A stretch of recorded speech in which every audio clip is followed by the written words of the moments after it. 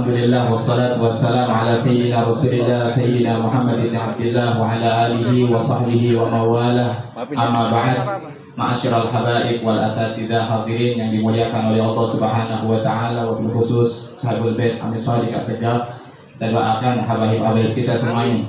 Ini kalau ngomongin habaib-habaib dari ujung ke ujung habib semua lagi. Mudah-mudahan kabul hajatnya, panjang umurnya, sehat walafiat, semuanya Allah Ta'ala berkahi hidupnya, amin ya rabbal. Ini kita sebutnya jadi kayak perkenalan sekolah ini jadinya. Perkenalkan gitu ya. Ini kita sebenarnya canggung gitu, Allah separuh ilmu hilang ya baik. Otak anda ini separuh hilang gitu. Ngebleng udah. Yang dihadapin orang-orang masya Allah ini. Yang doyannya majlis, yang dekat sama orang soleh, yang nemuin muka-muka orang soleh, masya Allah. Mudah-mudahan Al-Fakir dapetin keberkahan dari hati sekalian. Amin ya rabbal alamin. Hadirin rahimakumullah, tanpa mengurangi rasa hormat, Al-Fakir ini bernama Abdullah bin Muhsin bin Ahmad bin Salim bin Muhammad bin Salim bin Alwi Al-Kabgatnir. Jadi Al-Kabnya Al-Kabgatnir dari Al-Habib Alwi di Palembang. Jadi Abdul Jad ini njitnya njit, Al-Fakir punya njit Muhammad bin Salim bin Alwi Gatnir. Ini hijrah ke Pekojan, dari Pekojan terus ke Keramat Panjang. Mungkin antum sebagian tahu Keramat Panjang ya. Iya, Keramat Panjang biasanya identik sama mancing. Kalau ditanya antum apa Tanggar, waduh kita selalu mancing tuh. Terkenalnya mancing doang, ilmunya kagak. Mancing ikan ke laut, ke pulau, betul nggak? Nah ini Keramat Panjang, alhamdulillah di sana banyak daripada ya para habaib, para dzurriyyah Nabi SAW. Di antaranya ada bangsa As-Sergap, Al-Habsyi dan sebagainya. Alhamdulillah. Alhasil hadirin rahimakumullah, ya kita bertemu dengan Sayyidil Walid almarhum Al-Habib Abdurrahman bin Syekh bin Salim Al-Attas di Masyhad Cijurai Sukabumi. Ya, kemudian Al-Fakir dibawa ke tempat beliau di Barpo Mahdi.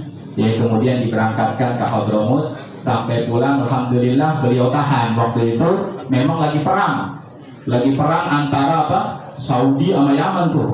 Ya lagi perang-perangnya tuh. Ya, orang tua kita awalnya nggak mau aneh pulang tuh. Cuma kata anak punya Umi, katanya, lu kalau nggak pulang Umi bisa mati berdiri. Kebetulan Umi saya Betawi ya. Dia bilang sayang betul sama anak-anaknya. Dia bilang lu kalau nggak pulang pokoknya Umi bisa mati berdiri. Wah kita tetap tuh nggak mau balik. Habib Salim bin Abdullah Syafiri kebetulan pada saat itu beberapa saat sakit. Ya, kemudian setelah agak sehatan mau berangkat untuk berobat ke luar negeri, beliau sempetin jalsah sama para santri ini. Kemudian ditanya beliau, karena sempat viral tuh, ya, katanya orang-orang santri-santri Indonesia ini disuruh pada pulang katanya, kata Habib Salim Syafiri radhiyallahu anhu wa rahimah. Alhasil ketika ditanya, beliau bilang katanya enggak ada yang ngomong wala ana wala Al-Habib Abdullah wala Al-Habib Idrus bin Smith, enggak ada yang ngomong bahwa menganjurkan pulang. Insyaallah tadi mahfud katanya. Ya Madinatul Aulia dijagain sama para wali-wali Allah. Alhasil Habib Salim bilang enggak usah pulang. Kalau ente tetap di sini ya akhir. Tapi ilah katanya, kecuali kalau kedua orang tua ente minta, ente rejak, ente pulang. Ente katanya di Indonesia, wala di Malaysia, wala dimanapun, berkah para guru-guru ente masih banyak. Ya guru di sana di setiap tempat ada. Tapi berkahnya kedua orang tua ente hanya orang tua ente doang yang punya, kata beliau radhiyallahu taala anhu wa rahimah. Alhasil hadirin rahimakumullah, sampai Al-Fakir tinggal di Barpo Mahdi di kediaman Al-Habib Abdurrahman bin Syekh Al-Attas selama kurang lebih 5 tahun. Di situ disuruh khidmat oleh beliau, ya, ngurusin santri di Barpo Mahdi sampai akhirnya Al-Fakir ketemu orang condet, akhirnya tinggal di condet.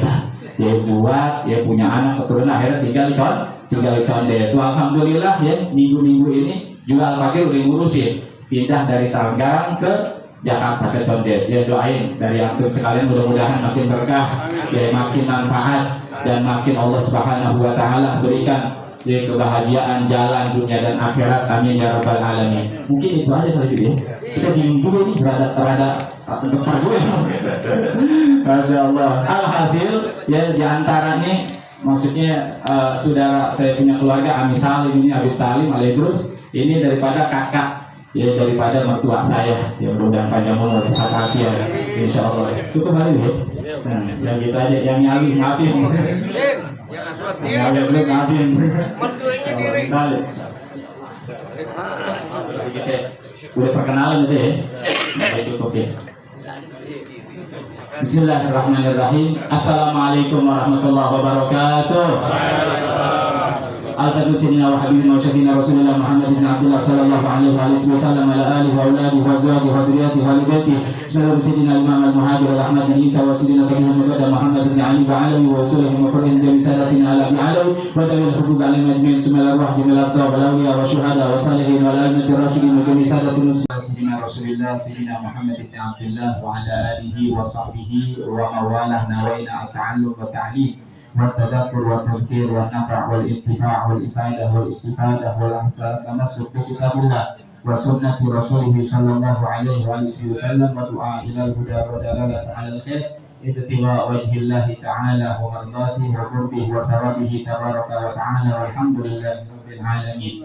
Hadirin yang dimuliakan oleh Allah Subhanahu wa taala, ini kita bukan mengajar tapi mudzakarah karena tidak ada satupun di antara kita yang hidup di dunia ini sampai akhirat yang sial, yang tidak selamat ya di sisi Allah Subhanahu wa taala. Sedangkan Allah taala itu nyebutin di Al-Qur'an wal 'asr innal insana lafi khusr illa alladziina amanu wa 'amilus shalihati wa tawassaw bil haqqi wa tawassaw bis sabr. Enggak hanya cukup beriman, enggak hanya cukup beramal soleh, tapi wa tawassaw bil haqq. Jadi kita mudzakarah, antum ingetin Al-Fajir, Al-Fajir juga sama ingetin antum biar sama-sama masuk surga selamat di dunia wal akhirah. Jadi kita sama-sama ambil berkah daripada kitab yang Al-Fajir bawa, ya secomotnya kata misalnya katanya, "Wih, bawa kitab apa sih? Ya, kalau Injil bisa Injil bawa."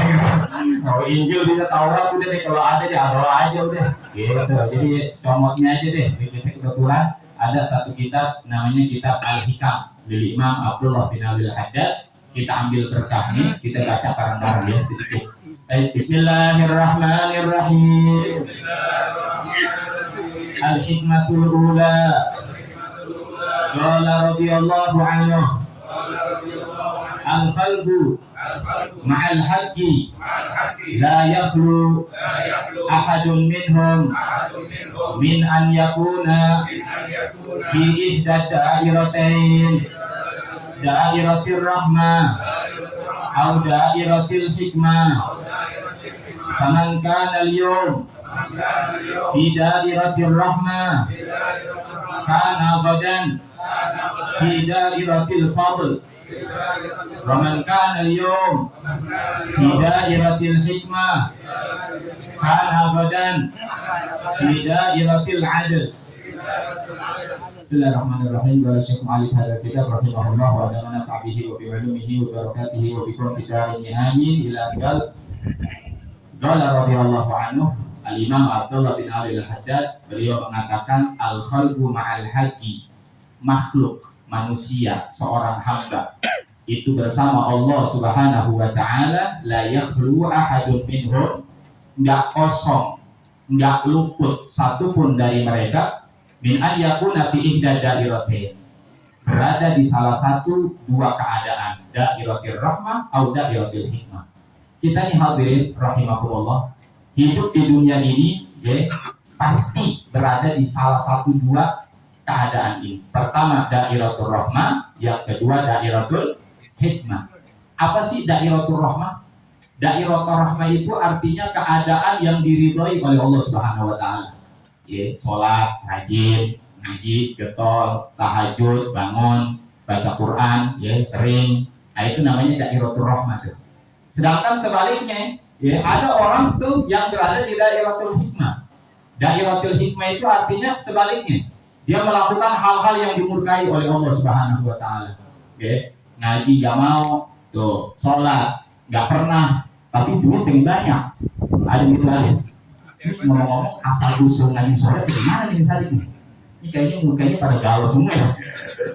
Tapi rahimahullah tahu nggak? Yang ajib ngaji sore itu, Al-Imam Abdullah bin Al-Haddad menyebutkan katanya, wa fi imarati ma ba'da salatil 'asr khasiyah gawiyah lijalbil arzakil qalbiyah. Kata beliau katanya pengajian atau memakmurkan waktu setelah asar itu katanya keistimewaannya sangat kuat untuk apa? Rezeki hati. Jadi kita kalau hadir majlis-majlis tuh yang dilaksanain ba'dal asar yang disebut roha, itu rasanya tuh biasanya pulang dari roha makin tenang hati gitu, betul ya? Makin kayak seneng gitu. Ya paling dirinya bingung, orang senyum-senyum ya kan dari pulang ngaji dari misa. Kenapa nih? Oh ternyata kita ngaji itu dapetin apa? Ketenangan rezeki dari Allah Subhanahu wa taala. Wal Habib Umar bin Al-Habib Idrus bin Umar Al-Habsyi. Ya, beliau mengatakan katanya innalillah sahabah ma'nawiyah la turabil basar. Disebutkan kalau Allah itu punya awan. Awannya itu nggak kelihatan sama mata kita. Yang mana awan tersebut katanya mencari mithil hadal majlis di majalis ilmu waraha wa dzalik. Jadi cari-cari majlis tuh. Yang zikir, yang ngajinya, yang baca kutubus salafnya dicari-cari tuh. Ya, ama itu awan yang diciptakan oleh Allah Ta'ala. Kalau dia ketemu ke tempat, maka tunfir dia. Dia menurunin hujan. Wala tunfir ila alal ghulub. Enggak menghujan kecuali kepada hati-hati yang hadir di tempat tersebut. Makanya katanya dikatakan orang kalau keluar dari rauha majlis di sore hari itu biasanya tuh hatinya rada-rada adem, tenang, seneng. Ternyata itu apa? Hasil daripada yang kita dapetin di majelis ilmu, di majelis roha. Mudah-mudahan kita juga dapat ke sini. Amin ya rabbal alamin. Jadi makanya mungkin Ani Sadik bikin sore nih di jamaah kayaknya mukanya kayak pada nggak tahu nih mukanya kenapa nih, kurang duit, kurang diri apa kurang apa? Mestinya emang kalau ngaji dia perempuan itu kan di sini taruh kali jadi pada melek semua gitu.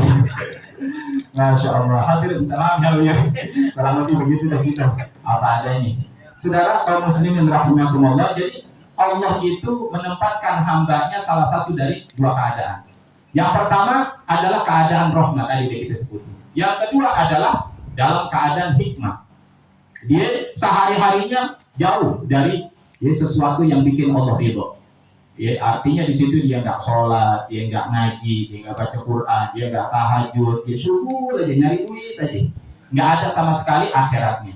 Maka kata beliau, faman kana al-yawm fi dairatir rahmah kana godan fi dairatil fadl. Orang yang di dunianya dia itu dalam keadaan rahmah, baik sama orang, rajin ngajinya, rajin baca Qur'annya, rajin tahajudnya, maka kelak di yaumil qiyamah di akhirat nanti dia akan di daerah fadl, akan di keadaan mendapatkan fadlullah, keutamaan Allah.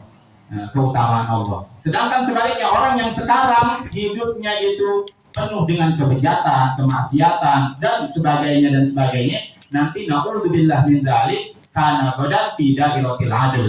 Nanti di akhirat dia dalam keadaan mendapatkan adilnya Allah Ta'ala. Ini hadirin, nggak ada apapun ya, yang menjadikan amalnya bisa masukin dia ke surga, gak ada. Kita ini biar kata ya, wirid sampai berusaha, tasbih sampai putus tuh ya, saking banyaknya kita wirid. Biar kata kita sujud sampai bolong jidat kita, itu semuanya nggak bisa masukin kita ke dalam surganya Allah Ta'ala. Mahal. Ya, namanya surga mahal. Ya. Ini surga yang betul-betul nggak pernah dilihat gitu kenikmatannya, nggak pernah didengar kenikmatannya. Surga tuh enak banget. Ya, surga itu nikmat banget. Makanya nggak bayar. Ya, kalau misalnya surga itu nggak enak dan nggak nikmat banget, ya, hadiahnya, ya misalnya kerupuk kaleng begitu, hadiahnya makan pecel dan sebagainya, ya kan? Kita nggak bakal sesusah ini buat dapetin surganya Allah Subhanahu wa Ta'ala. Saking susahnya, ya ini surga, saking nikmatnya ini surga, makanya susah. Gitu. Nah alhasil, kita beramal di dunia ini itu tujuannya adalah dapetin rahmatnya Allah Subhanahu wa Ta'ala. Karena nggak bisa tuh, atau orang pun masuk ke dalam surga kecuali dengan rahmatnya Allah Subhanahu wa Ta'ala. Makanya dulu Nabi cerita tuh. Ya, Nabi cerita, kata Nabi katanya, ya ada dulu ya salah satu orang umat terdahulu yang beriman kepada Allah, dia di pulau terpencil ibadah 500 tahun. Aku bayangin coba 500 tahun zaman dulu ya kan, umurnya kan panjang-panjang gak kayak kita. Kita umur 60-70 tahun aja jalan pada giring semua. 60-70 tahun tuh. Ya orang dulu umurnya lama, ya ada 500, ada yang 700. Nah alhasil Ketika dia wafat, kata Nabi SAW, Nabi mengatakan dia dipanggil sama Allah Ta'ala. Kemudian dipanggil malaikat, ya malaikat, adkhil hadza abdi al-jannah birahmati. Dia masukin nih hamba saya ke dalam surga. Siang Anda melihat nih. Maksud kasihan aku paham gak kira-kira? Anda ini punya apa sebutnya pertunjukan. Zaman dulu kan pertunjukan ya, ada pertunjukan nih, ya. Terus ada orang dari luar, nyangak aja mukanya itu. Dia punya mulut menganga aja. Ya Allah, kayak kesian banget gitu. Nggak bisa masuk ke dalam pertunjukan karena bayarnya mesti apa? Mesti bayar. Tuh, masuk ke gedungnya tuh ya mesti bayar. Ya anak yang punya, ya kan kesian melihat dia, melihat orang pada masuk, kok dia nggak bisa masuk gitu karena nggak punya karcis. Alhasil, ya kan, ada panggil nih, ente kenapa nyangak di sini nggak mau masuk?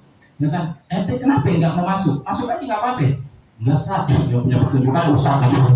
Nah ini Ustaz, ini Ustaz punya pertunjukan dia, ya kan, punya film. Nah, punya pertunjukan, punya film. Alhasil, udah ente masuk aja nggak apa-apa, karena kesian ngeliat ente, udah masuk aja. Nah itu perumpamaan orang nih yang diceritain sama Nabi, ibadah 500 tahun itu dikasihanin sama Allah masuk surga, begitu modelnya. Kita bayangin coba. 500 tahun ibadah, ya, masuk surga karena dikasihanin. Kira-kira nih hamba, ya ini enggak apa sebutnya bakal apa namanya ngomong nggak sama Allah Taala? Bakal ngomong, apa sebutnya bahasa kita ini protes sama Allah Taala. Ya Rob, kok saya masuk surga karena dikasihani? Kok saya masuk pertunjukan karena dikasihani? Gak bisa dong. Gitu, bahasa kita begitu ya. Gak bisa dong, kok saya udah ibadah 500 tahun. Saya udah beri karcis ini. Maka kemudian dia kata Allah Ta'ala, ya Her, ya malaikat panggil lagi. Ya. Timbang satu nikmat pandangan mata, ya, dengan amalan dia yang katanya itu bisa membayar surga yang Anda bakal kasih. Akhirnya ditimbang, kata Nabi SAW. Enggak dua mata, satu mata. Ya kan, bukan matanya, pandangannya doang. Ditimbang tuh, ya, satu pandangan mata, ama yang namanya ya, nikmat amal namanya amalan 500 tahun. Apa yang terjadi kata Nabi SAW? Ini itu penghuburan. Ya, nikmat satu pandangan mata lebih berat dari amalan 500 tahun. Ini kira-kira ini kalau kita bandingin sama amalan kita, kira-kira ini gimana nih kira-kira? Kita banyak ngopinya kita ya. Kita banyak kongresnya, tahu kongres? Kongkong nggak beres-beres, ngobrol nggak jelas dulu, ya kan? Apalagi saya belum lihatnya punya restoran juga. Mudah-mudahan pengen mampir aja, betul nggak? Bayar dibalas, yuk kira-kira. Masya Allah. Hadirin rahimakumullah, wahakala. Kita ini apa sebutnya? Berusaha. Ya, kita hidup di dunia ini berusaha buat dapetin rahmatnya Allah Subhanahu wa Ta'ala. Wah, susah kita kalau dapetin surga dengan hanya amalan kita yang gini, susah. Jadi kita ini berusaha buat dapetin rahmatnya Allah. Dulu ketika Nabi Muhammad SAW, ya, itu lagi kumpul sama sahabat-sahabat, Nabi bilang begini katanya, ma minkum min ahad min nafsin manbusah illa waqad kataballah maka naha minal jannah wan nar illa waqad kutibat syaqiyah aw sa'idah. Arti bebasnya tuh tidak ada satu orang pun nih kita semua yang hidup di dunia kecuali udah tercatat dia ahli neraka apa ahli surga. Ini mungkin di otak antum sama kayak otak aneh bakal nanya, lah kalau begitu mah mendingan kita ngopi aja sore-sore begini, ngapain hadir yang misalnya ya kan, capek-capek terus apa namanya duduk ya nggak bergerak berjam-jam, mendingan di rumah santai bercanda sama bini segala macam, bini 3 lagi, wah enak udah, ngapain hadir majlis, ngapain sholat kalau udah tercatat ya daripada min ahli jannah atau ahli neraka begitu. Nah itu pertanyaan ternyata itu juga ditanyakan oleh para sahabat Nabi SAW. Maka para sahabat nanya sama Nabi SAW. Bagalah rajulun, satu orang nanya, ya Rasulullah, apalah nafsu ala kita bina wa nadahul amal. Ya kalau begitu udah kita ngikutin ketetapan kita aja udah. Ya kita ujung-ujungnya kalau maksiat juga ahli surga ya tempatnya husnul khotimah. Ya, kalau misalnya kita ahli ya, sholat, ahli ibadah, kalau misalnya tercatatnya minas syagawah ya kan, ahli syagawah naudzubillah min dzalik, ya dia minal asya ya bakal teraka suul khatimah. Ya mendingan kita diam aja dan nunggu akhir hayat kita. Apa kata Nabi sallallahu alaihi wasallam? Beliau mengatakan, man kana min ahli sa'adah fasayasiru ila amal ahli sa'adah. Wa man kana min ahli syagawa fasayasiru ila amali ahli syagawa. Faqala ya'malu wa kullu muyassarun lima khuliqa li ajli. Jadi kata Rasulullah SAW, sekarang begini aja, kita ngurusin surga neraka itu bade nanti. Kita kadang-kadang udah mikirin di masa depan aja. Kita kadang-kadang ngobrol ya sama teman kita. Kita kira-kira nih di masa depan ini kan zaman terlalu berantakan nih. Bukan misalnya gitu. Ya, kita buat future kita gimana di masa depan nih? Waduh, duit udah ludes, usaha udah berantakan, kerja udah susah. Lah masa depan dipikirin hadirin. Ya kan, nih kita diajarin sama Nabi SAW katanya udah gak usah mikirin surga, udah gak usah mikirin neraka. Yang penting sekarang katanya siapa orang yang dia memang ahli surga, dia bakal jalan sesuai dengan amalan ahli surga. Sekarang kita lihat aja diri kita, ya, kira-kira tuh diri kita lagi ngelakuin amalan ahli mana? Kalau dia misalnya melakukan amalan ahli surga, ya insya Allah min ahli jannah. Kalau dia misalnya ngelakuin ahli neraka amalannya, ya berarti dia min ahli nah. Tapi nggak kepedean juga. Kadang-kadang gitu, wah alhamdulillah berarti gue kayak calon-calon surga.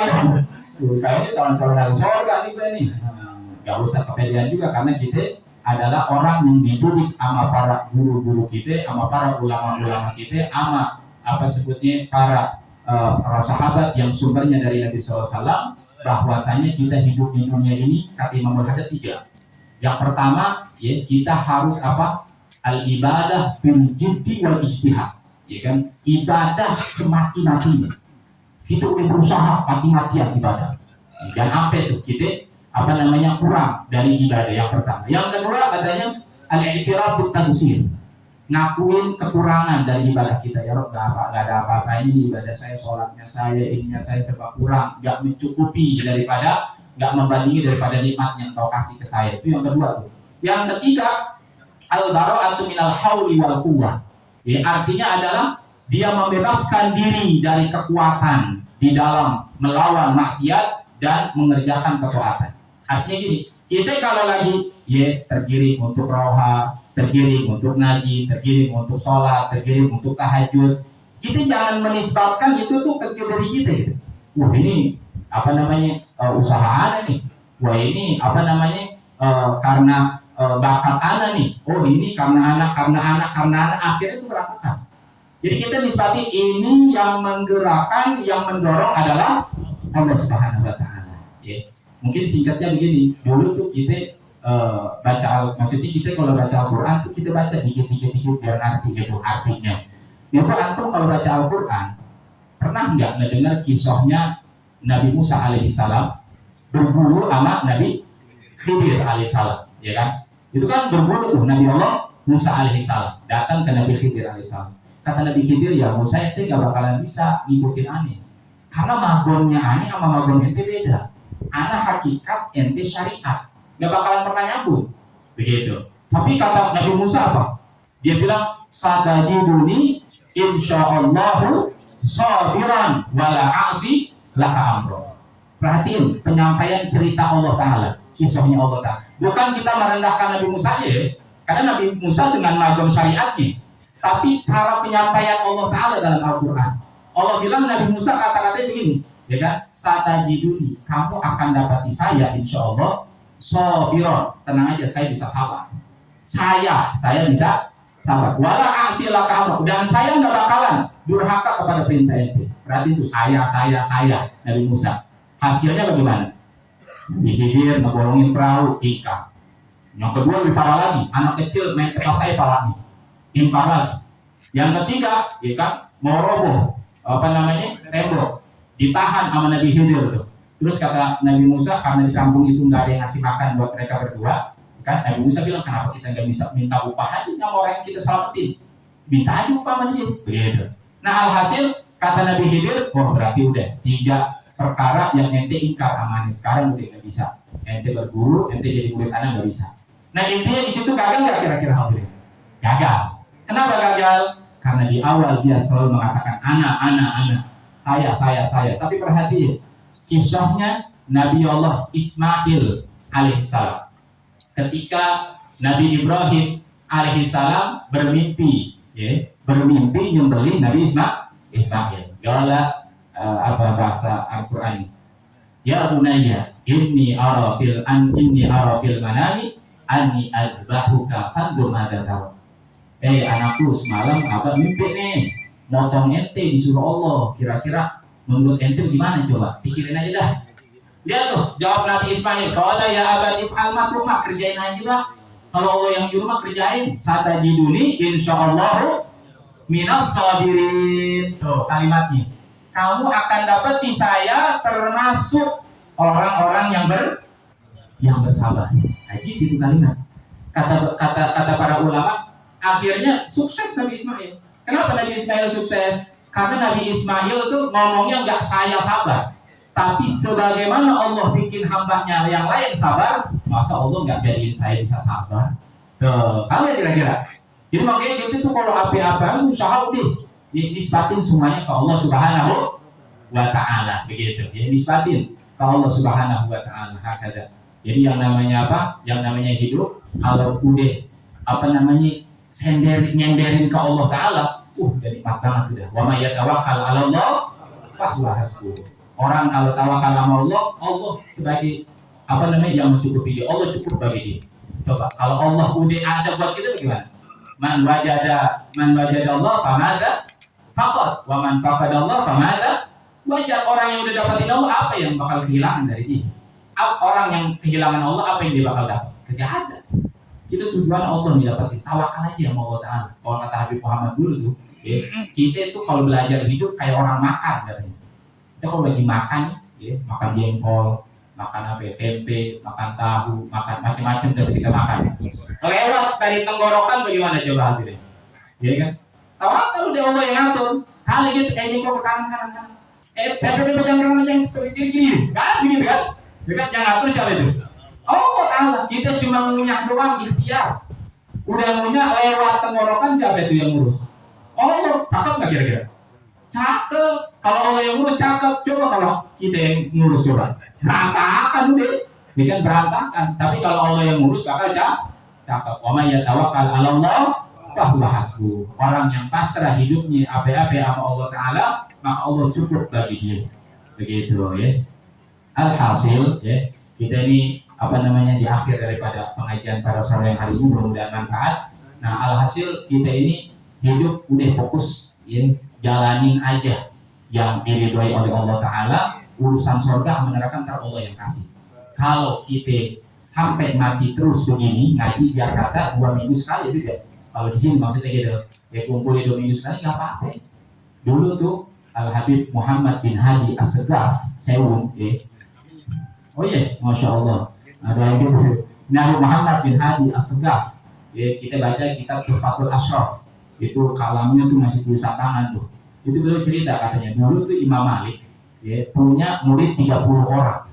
Imam Malik radhiyallahu anhu wa rahimah itu punya 30 orang santri. Di antara banyak santrinya ada 30 orang. Yang mana 30 orang ini ngaji tekun sama Imam Malik. Tiba-tiba datang syukuran nih. Biasa, ya kan, orang tuh yang rajin ngaji biasanya nggak ada syukuran biasanya. Betul nggak? Nggak ada syukuran, nggak ada kerjaan, ngaji rajin tuh. Giliran ada syukuran, batang hidungnya nggak kelihatan. Kira-kira ada nggak tuh orang yang kayak begini? Insya Allah nggak ada, insya Allah ya. Nggak ada satu yang banyak. Alhasil, karena ada syukuran 30 orang ini akhirnya apa? Mogok, berhenti karena ngaji lagi sama Imam Malik. Akhirnya ya udah syukur ya, sehari, 2 hari, sebulan, 2 bulan hilang dah tuh, nggak kelihatan lagi. Tiba-tiba terdengar ada satu orang yang di situ apa? Meninggal dunia. Innalillahi wa inna ilaihi raji'un. Ini disebutin kitab Tuhfatul Ashraf dalam salah satu rauhannya beliau. Nah, kemudian ketika wafat, ada satu orang dari murid Imam Malik yang lain itu bermimpi ketemu ini anak nih yang masih ngaji terus meninggal dunia. Maka kemudian akhirnya apa? Didapati dia itu duduk di kelas-kelas ulama-ulama besar. Ditanya dong, betul nggak? Lah kita ini kenal sama dia, ya kan? Yang mana dia nih ngopi sama kita, jelas sama kita, ngobrol kongko sama kita, ya kan? Terus makan, ya pokoknya kita tahu seharian dia. Lah tiba-tiba di mimpinya dia duduk sama sekelas Syekh Fahir Muqaddam, sekelas Al-Imam Idrus, Al-Imam Segaf. Kira-kira kita bakal nanya nggak dia? Bakal nanya kita. Maka ditanya nih, ya, si anak ini nih yang duduknya di kelas tinggi. Bimanil tahadihid darajah, hadal maqam. Ente dapat dengan apa nih? Kok bisa ente mati tahu-tahu apa? Jadi orang besar di alam barzakh.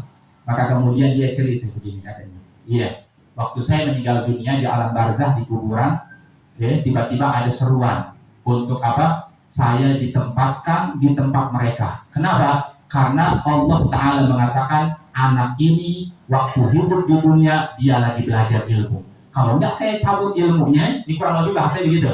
Dia bakal jadi ulama, dia bakal jadi waliullah, dia bakal jadi orang besar. Nah, ketika saya cabut nyawanya, nggak jadi dia orang besar, tapi saya jadiin dia orang besar, ulama besar di alam barzakh. Akhirnya dia diajarkan oleh malaikat utusan Allah sampai jadi ulama besar. Jadi gitu, tenang aja udah, niat tolabil ilmi aja udah, niat nyari ilmu aja, biar kata 2 minggu sekali, biar kata seminggu sekali. Mansar ala darbi wasol, orang yang jalan ke tujuannya suatu saat nyampe. Ini kita lagi healing nih. Ini mukanya jarang healing deh, ini yang misalnya kayak jarang bawa healing deh, mukanya pada sumpah semua ini. Nah, orang misalnya, ya, ngobrolin, ngopi, gitu, ya, setiap pagi dia ketemu ngopi, ngobrol, kayaknya kita ke Bandung enak ya, enak semua, kita pokoknya pemandangan ini segala macam, ya jangan Bandung deh, kebun binatang deh, masuk 4.000 murah, kebun binatang tuh dekat ya. 4.000 harus kelain, harus kelain tadi. Ya kayaknya itu sering digunakan kayaknya. Nah alhasil, ya, dia cerita besok cerita lagi. Kalau misalnya kita masuk ke binatang, kita bisa melihat hutan tua, bisa melihat ya, macam-macam jerapah apa dan besok ngobrol lagi cerita lagi jalan-jalan. Kira-kira nyampe nggak tuh ke kebun binatang? Nggak bakal nyampe. Ambil milki aku juga bakal nyampe. Betul nggak? Tapi kalau dia ngobrolin langsung jalan, mau pakai kereta kek, mau pakai mobil kek, mau jalan kaki kek, mau ngesot kek, nyampe nggak? Kira-kira kalau ngesot nyampe di berapa? Kalau ngesot kira-kira nyampe berapa hari tuh? 3 hari. Kalau ngesot kira-kira nyampe berapa hari? Dari sini ke kebun binatang gila orang ngesot. Gimana tuh? Nyampe nggak tapi kira-kira? Nyampe. Kita juga sama, biar kata ngaji 2 minggu sekali, seminggu sekali, sebulan sekali. Lebih dari sebulan sih kebangetan itu. Sebulan sekali nggak hadir juga, ya kan? Kalau kita niat tolabul ilm nyampe. Nah, jadi ya niatin aja cari ilmu.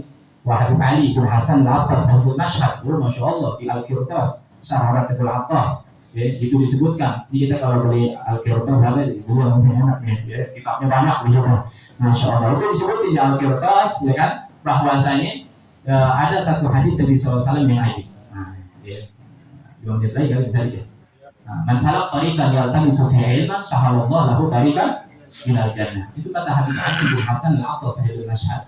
Itu beliau mengatakan fafham al-isyarah bi anna man khutima lahul husna kana mayyuhu al-jannah. Fayalah hadinna haitsu syahida Rasulullah SAW bi anna talabal ilm mursilun ila jannah.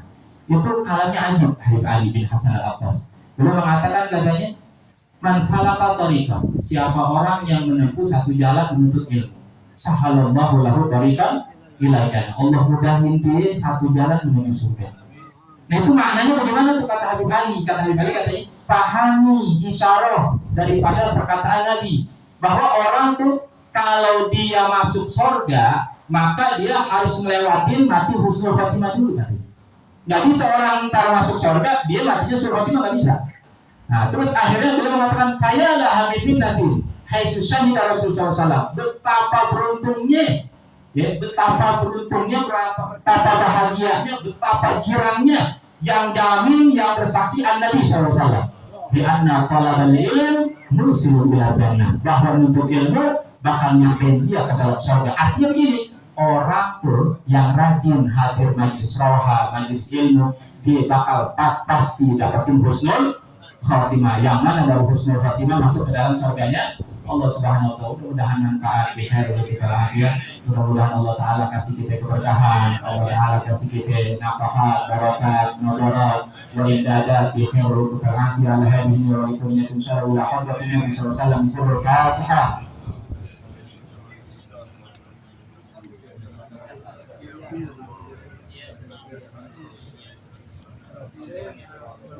Mohon maaf ya Pak, ikhlasnya ya, apa namanya, kalau ada kata-kata yang kurang sopan segala macam, apa ini ya. Assalamualaikum warahmatullahi wabarakatuh.